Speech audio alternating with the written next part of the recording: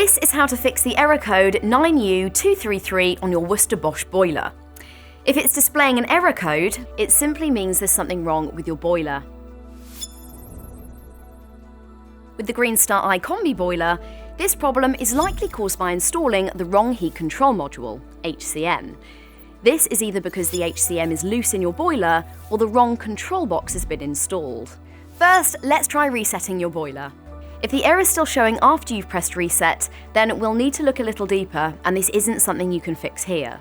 For more advice or to arrange a visit straight away from one of our Gas Safe Registered engineers, just click the Get in Touch link below. If the error code is no longer showing, it may still be worth looking at the root cause. If you haven't had a service in the last 12 months, then we would advise booking a visit through the link below, as this may help to identify the original issue and avoid any further damage to your boiler.